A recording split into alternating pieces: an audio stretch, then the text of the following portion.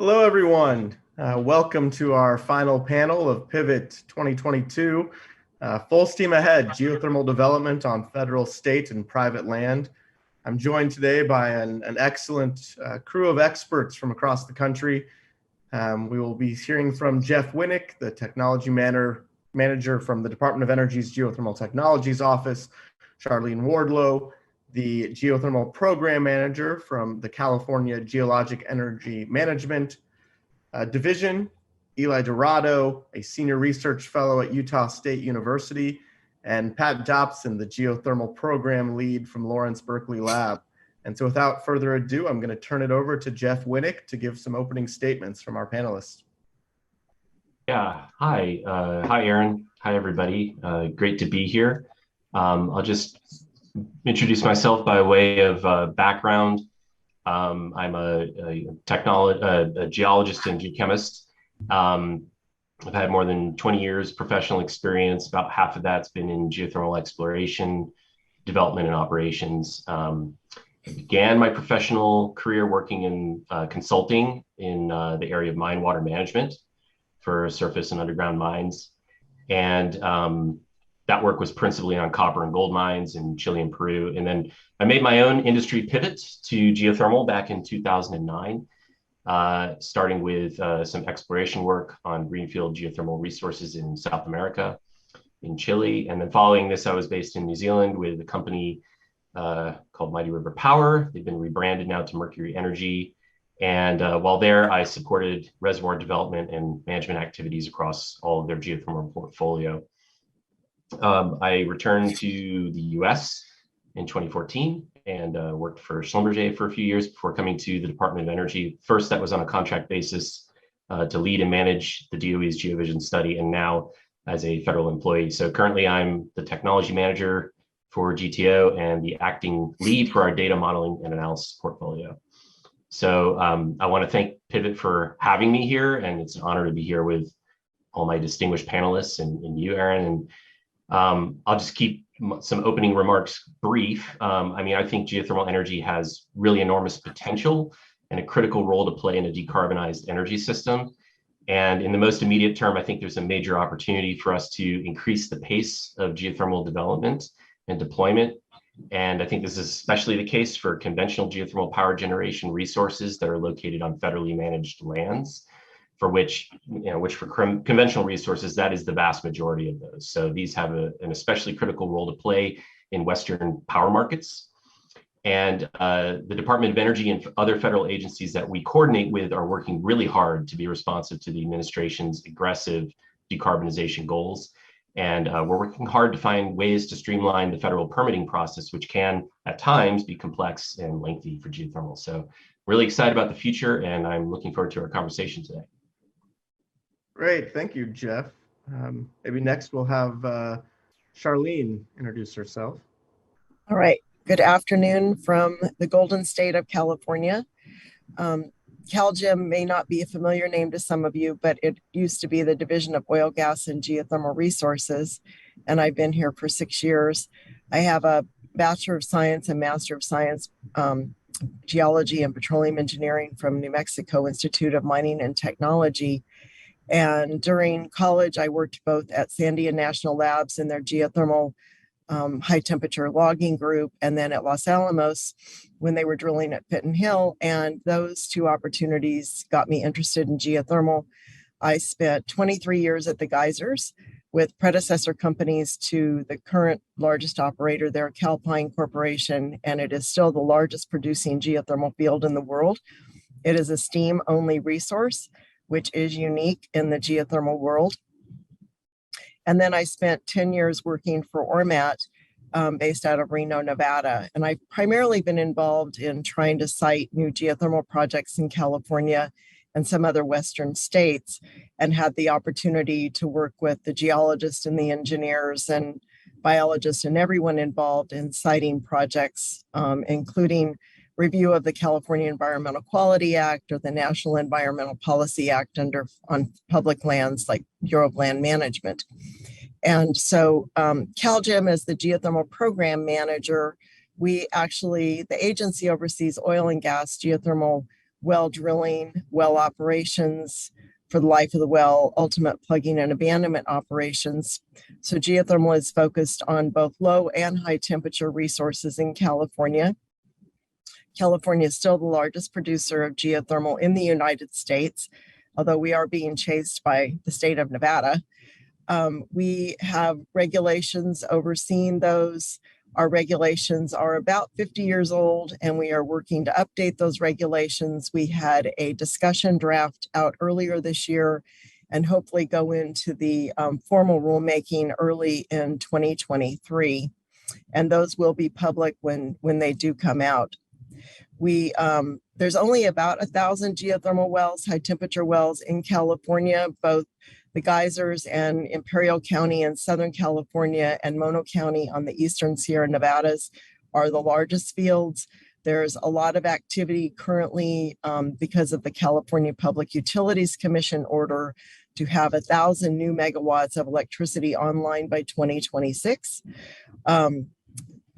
Everyone's kind of scrambling to meet that goal. And then we also have, you may have heard about the exciting potential development of critical minerals, specifically lithium, from the Salton Sea resources in Southern California.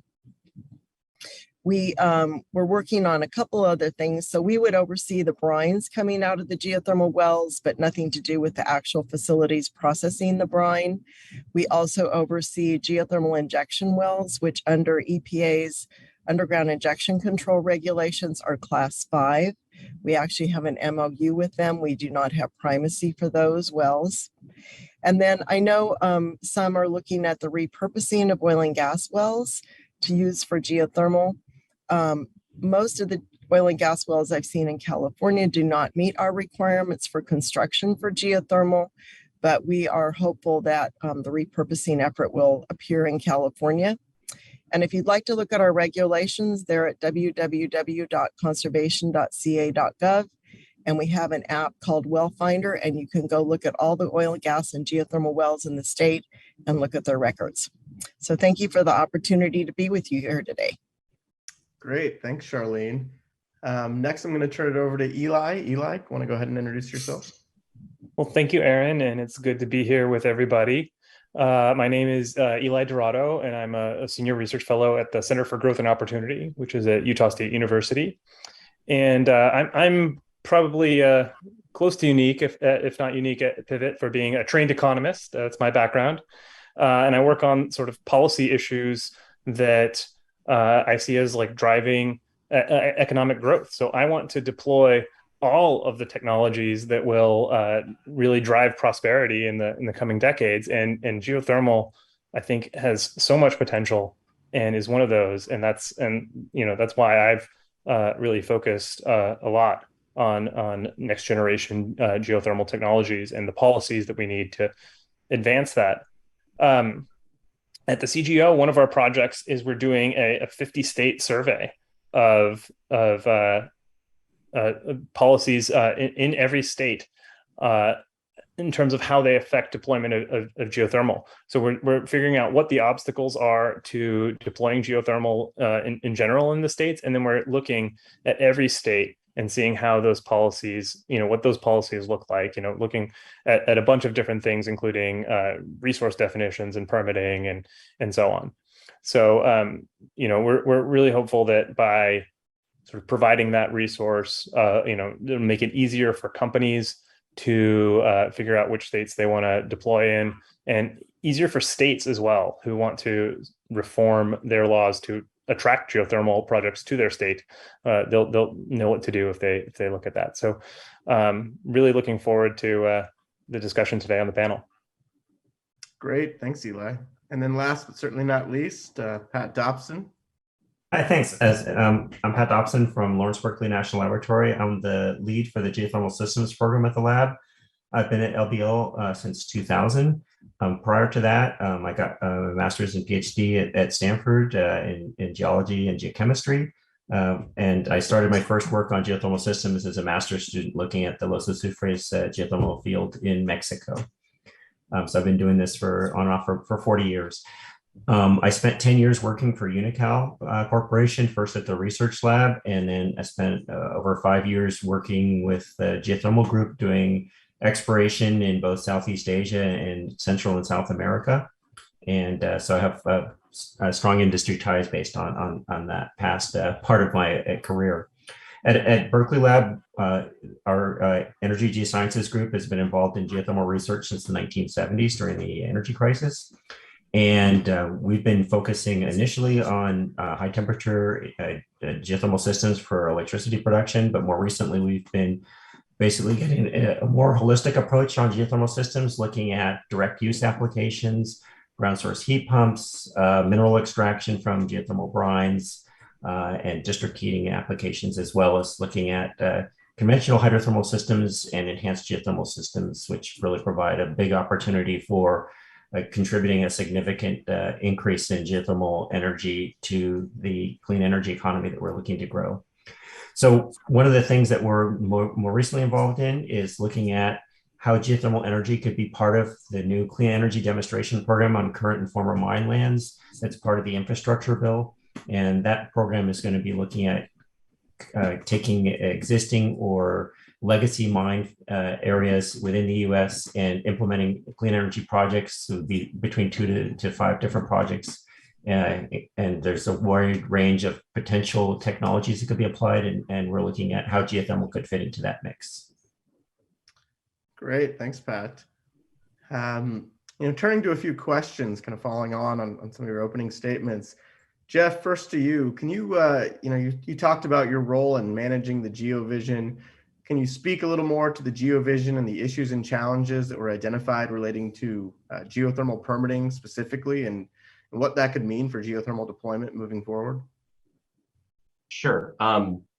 So for a little context for those who aren't familiar with the GeoVision study, this was a multi-lab, multi-year analysis that we did back over from about 2016. It was published in 2019. It was looking at the potential for geothermal technology deployment under a variety of different scenarios. So we looked at power generation and heating and the heating and cooling sector as well, so in particular heat pumps and district heating. And the study found that with improved technologies, the US electric grid could deploy as much as 60 gigawatts by 2050. Now, the vast majority of that would be coming from enhanced geothermal systems. But there is a significant component of that would be coming from conventional hydrothermal systems. So, and just backing up to the technical resource potential estimates from the USGS, there's estimated to be as much as 30 gigawatts of conventional hydrothermal resource potential. And 90% of that is actually located on federally managed lands in the Western United States, where the BLM would have permitting authority and permitting would be subject to NEPA. So, and furthermore, as you know, Aaron, this is all largely in credit to the great work that you and NREL did. These geothermal projects can be subject to that NEPA review as many as 6 different times. So this has a significant impact on costs. It can dramatically increase the development timelines for geothermal projects in terms of the uncertainty of how NEPA is implemented and how long it's going to take. And so, so going back, back out of the weeds, back to GeoVision, one of the key scenarios that we looked at was an improved regulatory timeline scenario. And, typically geothermal deployments can take developments, they can take anywhere from 8 to 10 years as compared to, say, a utility scale solar or wind project, which might take 1 or 2 years. So this improved regulatory timeline scenario, this IRT scenario, assumed a variety of regulatory improvements that would reduce these timelines by half. So a couple key assumptions in here was the provision for a categorical exclusion that would be available for drilling and testing confirmation wells. These are wells that intersect the geothermal resource, and so they would fall under a different set of regs, of federal regulations, where there is not currently a CX, or a categorical exclusion. And this CX is actually consistent with the general parameters that are already established for oil and gas under Section 390 of EPACT 2005. And in fact, they've actually been proposed a number of times in various different legislation. So for example, Murkowski and Cantwell's 2017 energy bill, it was proposed in there, but it's never been enacted for geothermal. So that was one of the key variables that was looked at. Another one was the assumption of a centralized coordinated permitting office that would be staffed with geothermal subject matter experts as an assistance to permitting at the district and state level. And there were additional things, for example, a programmatic environmental impact statement and expanded pre-leasing analysis. But the first two are really probably the most impactful for timeline reduction. So what we found through this scenario is that we could basically double the amount of geothermal deployment by having these regulatory improvements. So that would take us for a business as usual case where if nothing changes by 2050, we would have, the model predicts we would have 6 gigawatts of geothermal development. We effectively double that. And it's important to remember, this is really just the swipe of a pen, right? This is, we're not utilizing any technology improvements here. So the GeoVision, really established the importance of federal permitting. And this is something our energy secretary is really focused on and very supportive of. And at the Geothermal Technologies office, we're really trying to be responsive to this in a variety of ways, which we'll probably get into today. But I should say also that this is a need that we hear echoed by industry, that these protracted permitting timelines are a major barrier for them. There's high upfront costs in geothermal, and the time value of money basically means that those upfront costs result in pretty substantial impacts on net present value for the projects. So I'll probably stop there and hand it back to you, Aaron. Great, thanks, Jeff, for that introduction. Next, I want to turn to Eli. I'm curious, from the research you're doing, what are the main areas where state policy is affecting deployment of geothermal energy? Yeah, sure, Aaron. So one key area is just sort of defining the resource. So most states have a statutory definition of geothermal resources, and so basically, what does it say? Does it get entangled with water, which is a sensitive issue in a lot of Western states? So like Utah is okay on water, Idaho seems kind of bad on water. Another question that's sort of related to definition is just, is it clear in the state whether developers need to own or license access to the surface or the mineral estate? So in California, it's clear that the heat goes with the mineral estate. In Idaho, it's clear that the heat goes with the surface estate, but many other state courts haven't ruled. And this is something that, the courts probably have to adjudicate because the estates are severed at common law. So it's those kinds of questions on sort of defining the resource and so on. And on permitting, there's state level permitting issues. California is infamous for CEQA, which is basically a lot like NEPA that Jeff was just talking about. But 17 other states plus DC and New York City also have NEPA-like provisions, and those all differ in sort of intensity and so on. But how does that affect deployment? There's a question of when both federal, state agencies are involved, are NEPA documents sufficient to satisfy the state requirements? And that's true, for instance, in Georgia, but not in other states. And then is the permitting process coordinated between all agencies within the state? And that seems like Hawaii and Alaska are doing a good job there. A third issue is like sort of like a level playing field issue about like sort of renewable portfolio standards and clean energy standards that 33 states plus DC have all adopted. So questions like, does geothermal electricity qualify for the standard? And the answer is, it does not in Illinois, in Iowa, in Minnesota, Missouri, New Hampshire, or New York. Right? Does geothermal direct use qualify for the standard? The answer is clearly yes in Arizona, Indiana, Maryland, Massachusetts, North Carolina, Virginia, and Utah, and several other states allow it for heat pumps only.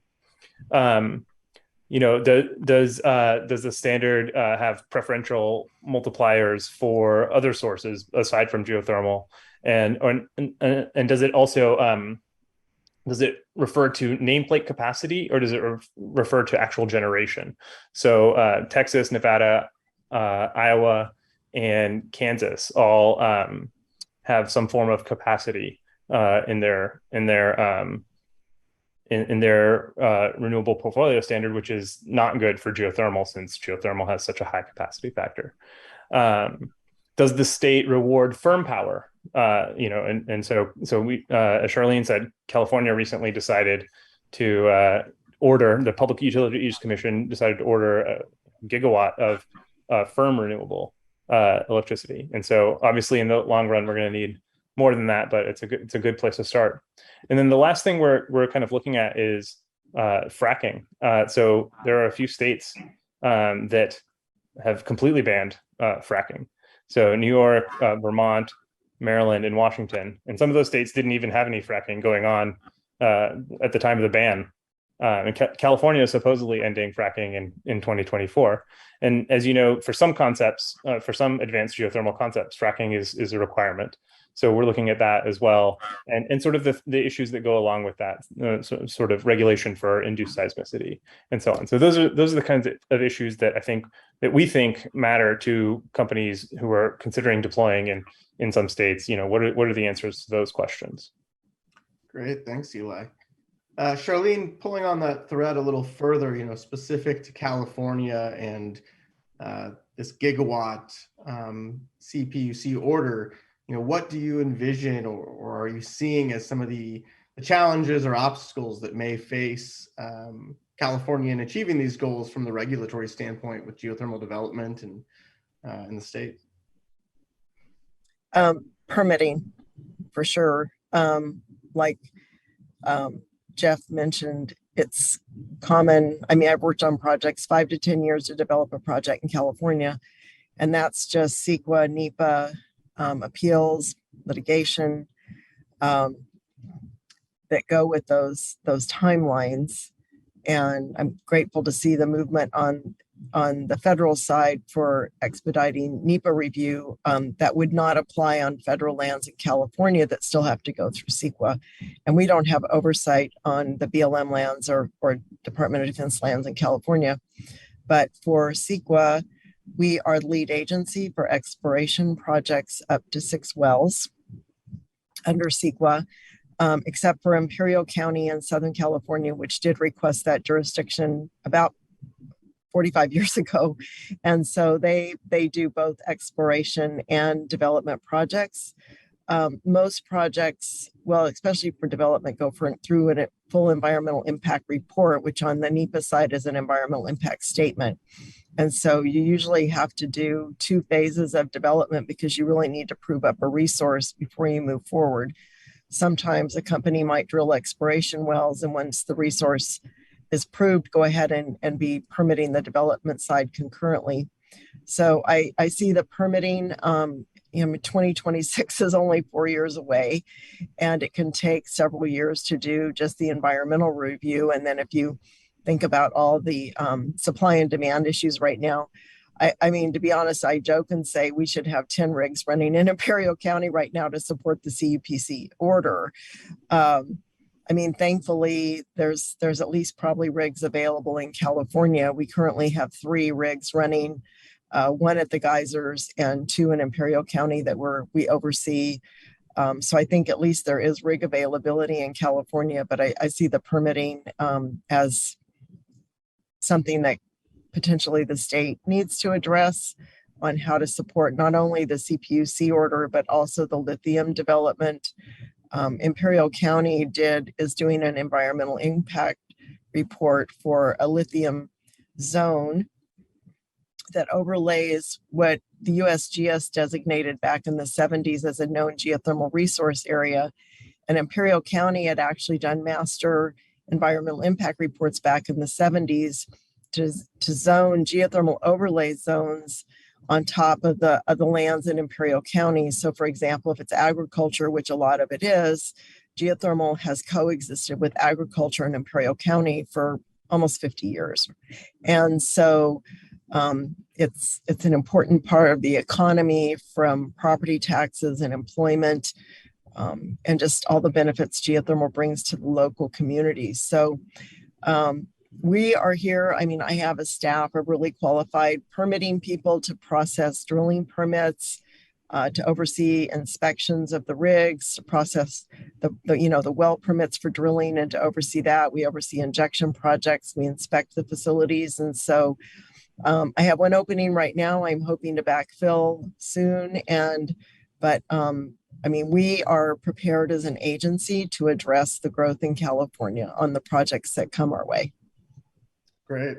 Sounds like there might be an opportunity for somebody to pivot to the geothermal sector. One more follow-on question on this, Charlene. Since this 1 gigawatt order came out, have you seen more interest in geothermal development? Have you been receiving more inquiries and questions at your office? Yes, so several operators have projects that were permitted a while ago through the county. So the county has, for example, if it was Sonoma County, they have a conditional use permit for a power plant development. And so they're trying to expedite that. And then we've had operators approach us that they are planning to submit projects either to the county, or the California Energy Commission has jurisdiction for projects over 50 megawatts net. And so their process is a functional equivalent of CEQA, but a little bit different. One, I guess, advantage is if you submit a complete, it's called application for certification. So you basically almost prepare an environmental impact report up front, and that's submitted. If that application is deemed complete, the Energy Commission has a 1-year statutory deadline to complete their review. And CEQA does not have a timeline on it. So at least from a timing perspective, you can at least have a potential go date, which on CEQA, you don't have that. So there are some companies looking at building, some bigger projects that they've kind of had on the back burner for even a couple decades, and see the opportunity to now move it forward with the CPUC order. I have not seen any RFPs for PPAs come out of the CPUC yet. They may have, and I just haven't seen anything on that. Great. Thanks, Charlene. Switching gears a bit, Pat, I want to go to you, and can you briefly describe a little more about the Clean Energy Demonstration Program on current and former mine lands, and what technologies are eligible under this program, and what some of the key objectives of the program are? Sure. So it was part of the recently passed infrastructure bill, and it's funding, it's basically instructing the Department of Energy to develop a program that would construct at least 2 and no more than 5 clean energy demonstration projects on either existing or legacy mine land within the US. At least 2 of those projects would be solar projects. And the goal is really to demonstrate that there's a technical, economic, and sort of social viability of conducting these types of clean energy projects. And the idea, at least if we're pivoting away from hydrocarbons, in particular coal mining, to make sure that those communities have something to look forward to in terms of economic opportunities and jobs. And so the idea is to really evaluate a variety of different technologies that could be deployed on these lands. And this would include solar projects, development of microgrids, utilization of geothermal energy, direct air capture, fossil fuel generation with carbon capture, utilization, and sequestration, energy storage that could include, pumped hydro storage or compressed air or thermal energy storage in the subsurface, and even advanced nuclear. And I would say that in terms of what these objectives are, we're really looking at trying to make sure that these projects would provide both employment, economic, and environmental justice benefits to the local communities. It would create jobs in clean energy to make up for the jobs that are being lost as these other types of activities are being shuttered. It would result in a net reduction in greenhouse gas emissions. It would have some technological innovations that are being developed as part of these projects, and that it would reduce the time needed to deploy these projects. As Jeff and Charlene have alluded to, time is money, and in figuring out a way to permit these things, obviously with environmental liabilities associated with mining projects, that's another big challenge that's got to be addressed. Is if you inherit the sort of environmental liabilities of an existing or a legacy mine when you take on installing these clean air projects. Great. Jeff, turning back to you, can you maybe talk a little about your experience in the mining industry and the perspectives that gives you, maybe even some of the opportunities you see for synergies between geothermal development and former mine lands or even current mining operations? Sure. Yeah. So I'll start from a purely technical perspective here. So, like I mentioned, I began my career in the mining industry, and before that, my graduate studies were on volcanic systems. And I've really, for a long time, I had a fascination and an interest in the connection between ore deposit formation and geothermal systems. And it's actually really well known at this point that epithermal gold, silver deposits are essentially fossilized neutral chloride geothermal systems, and these are the variety that we're familiar today with as conventional geothermal systems that we produce. So there's a very strong genetic link between modern day geothermal systems and these mineral deposits.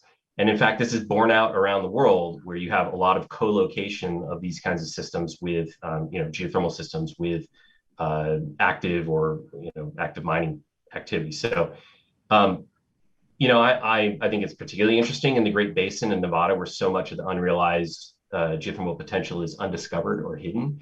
And then you step back from that and you realize that the geothermal industry is it's drilling 10 to 20 wells in a given year, compared to literally hundreds, if not thousands of wells that are drilled annually throughout Nevada and other states for mineral exploration. So these are, diamond or rotary drill holes that are drilled for mineral exploration or groundwater exploration, supportive mining activities. And, they're often on the order of 300 to 400 meters depth.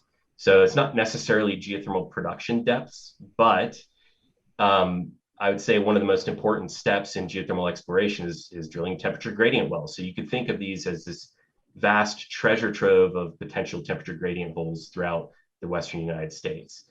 And when you consider that a lot of these mining operations are remote, they have a base load power requirement. In general, this is an industry that could really benefit in terms of environmental, social governance from developing renewables. I think the synergies and the opportunities are really enormous. And I'll just want to point out the project that we funded NREL to do, that Aaron, you were the PI on it, and welcome to chime in on this if you like. But we wanted to look specifically at these synergies and opportunities over the past couple of years. And I think from a permitting standpoint, I think one opportunity that seems kind of clear is that the lands that are already subjected to locatable minerals mining claims within a federally approved plan of operations, these have the option to nominate those lands for a non-competitive geothermal lease. But if that non-competitive right isn't exercised, then it could default to a competitive leasing environment. So I think it's really about getting industry to recognize the value proposition and the opportunity. Yeah, I agree. I mean, not a speaker on our panel today, but certainly as our moderator, I can at least speak to, yes, I think that's a great opportunity where you have the opportunity to exercise these non-competitive geothermal leases and potentially co-produce your mining operations and your geothermal resource, for powering the mine, for potentially exporting additional energy to the grid. I also think, there's the relevant aspect from perspective of, mining companies that maybe don't find the mining locatable mineral they're looking for, but might have data that they can leverage and monetize and provide to geothermal developers. And so I certainly, for my work, have seen synergies there as well. Eli, has there been anything that you've looked at in terms of potential mining synergies? Utah is a pretty large mining state. Other Western states have large mining operations. Have you all looked at any of that overlap between mining and geothermal, and even from the resource definition and where some of that might exist? Yeah, it can be challenging in terms of figuring out if you're co-producing minerals while you're doing geothermal extraction, right? And let's say that to do a geothermal project in some states requires you to own or have licensed access to the surface estate. But then to produce, say lithium brine, if there's enough lithium in the brine, then that would require you to also own the mineral estate, right? So that can be like a a challenge that you would, that clarity needs to be there so that you can make sure that you can, if you're doing mineral co-production with geothermal, you need to make sure that the resources are properly defined and that the legal situation is set up properly. Great. Charlene, can you speak maybe specifically to lithium and geothermal in California and what that geothermal right entails and what that means for the lithium extraction at geothermal sites specifically? So CalGEM does not collect royalties, unlike, say, state lands or the Bureau of Land Management. And so from that perspective, we're not involved in that piece of the puzzle. We just regulate and oversee the wells. And so, I mean, currently in the Salton Sea resources where the brines are, 250,000 parts per million total dissolved solids, they've already been for decades using a crystal clarifier process to remove salts and silica to be able to inject those fluids back into the resource, which are critical for sustainability of the resource. And so that's the part that we're involved in, is just the production and injection. So removing the lithium, which is, another drop in the bucket, so to speak, really will not affect what we do as a regulatory agency for production or injection. It's, I kind of define it, you're adding another process to the power, the power plant, the removal of the current solids, and now getting to that next little piece of critical minerals in that solid. So I would like to just mention on the technology side, we're updating 50-year-old regulations, and there wasn't too much in California 50 years ago. And so when you read our old regulations, you have to kind of think about that. And so we're trying to, in updating our regulations, when you hear about all the new technologies we've heard about this week, whether it's EGS or just taking the heat, are our regulations specific to well construction covering those without being prescriptive. And so I will just, when they come out next year, when you look at those, we want to ensure that we're overseeing future resources, maybe not traditional hydrothermal or steam, but future things coming down the road, whether it be direct use. We do not oversee ground source heat pump wells. Those are usually permitted by a local agency that permits groundwater wells, and that's how they're primarily completed. So that's really where we are on the, the mineral scheme, I guess, is our piece of the puzzle, and that is just the wells that they continue to produce, and we're able to inject the fluids. Great, thanks, Charlene. So with that, I did want to turn to some of the questions we've been receiving from our audience, and so thank you to everyone out there for staying with us till this final session and being active participants with us today.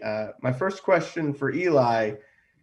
Is the growth of development activity on the state level, Texas, for instance, also being driven by regulatory and permitting obstacles on the federal side, or do they have their own kind of challenges and obstacles on strictly state development? I think that it is being driven to a large extent from the NEPA issues that Jeff talked about, right? If you are just going after the sort of the easiest to access heat, that's all going to be on federal land because that's where the best resource is. In Texas, Texas has very friendly regime for drilling and for fracking. So a lot of geothermal deployment is happening in Texas because there is a lot of regulatory clarity, and it makes it easy to do it. So it's just basically trading off, maybe some of the resource quality issues with sort of, the fact that you can actually do it. The fact that you can actually do it plays a big role in sort of attracting new projects to the state. So yeah, I think it would be, if we can fix the federal side, that would be great. But I think it's also, it's good that some of the projects are going onto state land because that's where the people are, right? Nobody lives on federal land. So in the long run, we're going to need both but for now, it is being driven, I think, by the restrictive NEPA rules on federal land. Outside of Texas, have you identified kind of any other attractive, maybe drilling environments for developing on state and private land? We haven't summed up all of the different factors yet. We're still tallying them individually, so we haven't done that analysis yet. Great. Jeff, maybe to you, we received a question on kind of permitting issues and geothermal development obstacles in other parts of the world. From your experience working in South America and in New Zealand, do these seem to be the similar issues they're facing, or is it a less challenging development environment outside of the United States to navigate these issues? That's a good question. Struggling to recall the situation in Chile, frankly. That might be a good thing for, Pat, you might be able to weigh in on that a little bit more, but certainly in New Zealand, it was quite different. There was not this division between surface and subsurface ownership rights.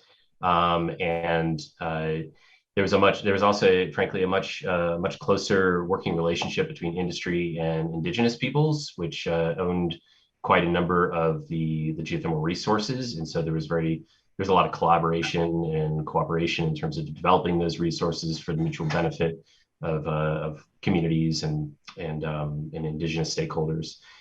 I'll stop there. Pat, anything to add from a global perspective? Sure. I had to join with my phone because PG&E had a shutout in my area, so we have no power here in our house. But in Chile, one of the challenges was just that a lot of the resources were quite distant from the existing transmission lines, and so having transmission access, I think, is another big piece of the puzzle. Even places like Imperial County, you have bottlenecks in terms of, if you're going to bring more power online, you need to be able to connect that to transmission to deliver it to your customers. So getting regulatory approval for building transmission lines, getting them built, and figuring out who's going to pay for them, I think, is another key aspect if you're going to be growing geothermal and other renewable energy sources in different parts of the country. Great. Thanks, Pat. Charlene, a question for you that came in.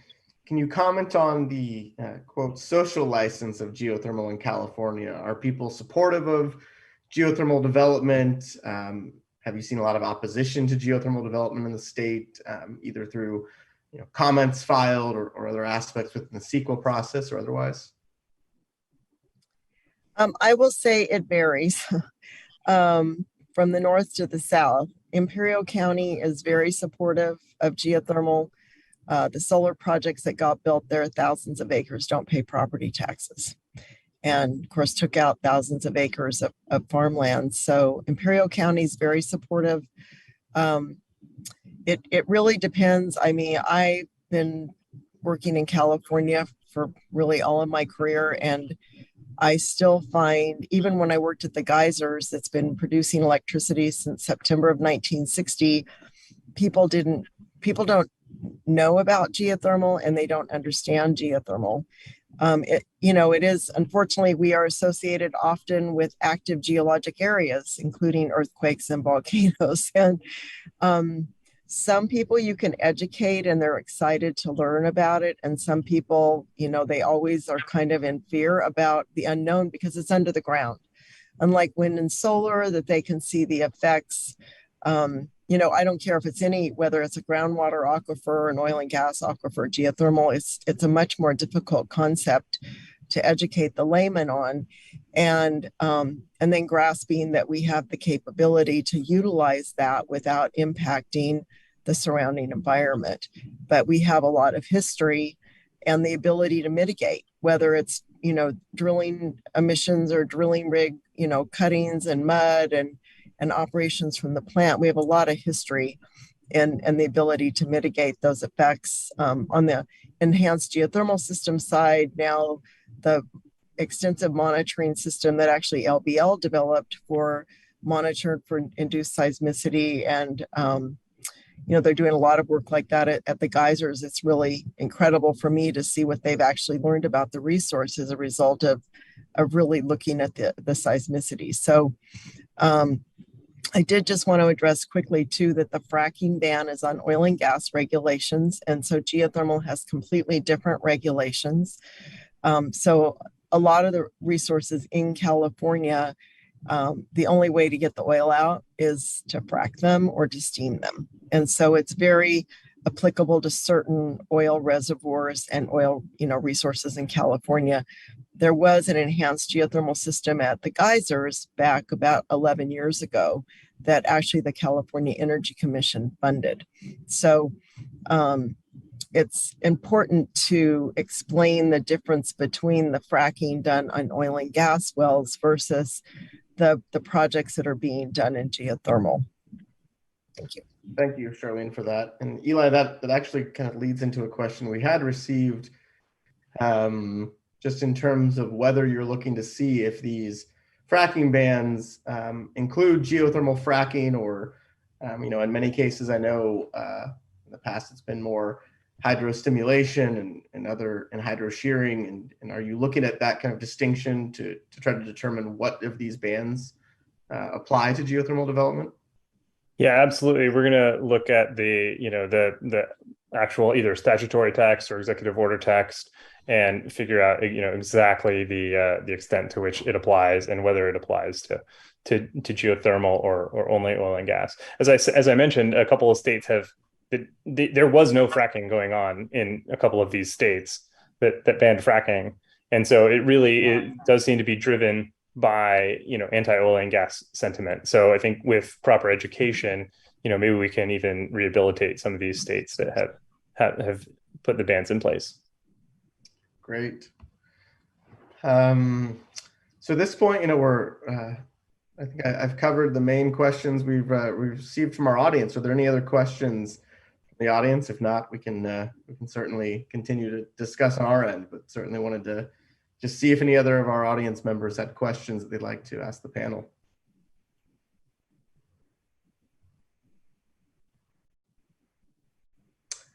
All right, well, I'm not seeing anything coming in yet. So at this point, I was going to give each of our panelists kind of 1 minute to provide a closing statement to Pivot 22. Maybe we can just start with you, Eli, since we have you. Sure. Yeah, of course. So, yeah, I think, I really am hoping that we can get geothermal going in all 50 states. And that's why we're doing a 50-state survey. New technologies being developed now mean that in the 2030s, geothermal could be viable almost anywhere. And we need that energy source, not just where the best resources are, but where the population is. In theory, we could power the entire US just from the Yellowstone caldera, but that involves a lot of transmission. So if the technological goal is to make geothermal viable everywhere, then the policy goal should be to make every state geothermal ready, and that's what we're working on. Great, thanks, Charlene. It's exciting to see so much interest in geothermal after being in it as long as Pat has, and I think it's kind of ironic. Some of the big oil companies are coming back around to this great resource, and they actually were the ones that did all the early exploration in the United States, whether it was Chevron or Union Oil of California or Oxy or Santa Fe or Shell or Phillips. And so it's exciting to have them come back around and to bring some of the technology that they've been developing as they've gone hotter and deeper to help us with those similar types of resources. We used to have a lot more cross feeding of between oil and gas and geothermal, and we've kind of lost that over the last couple of years, decades, but it's exciting to have that come back together. Great. Jeff, closing thoughts from your end? Sure. Yeah. I think like everybody else, I'm bullish about the future for geothermal, and it's exciting to see all the interest.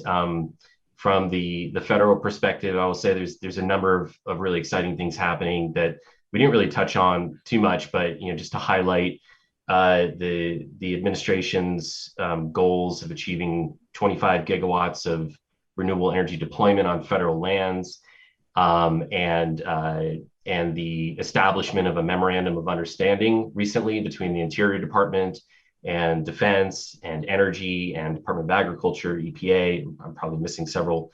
But yeah, this MOU is looking at ways to improve public land renewable energy project permit coordination.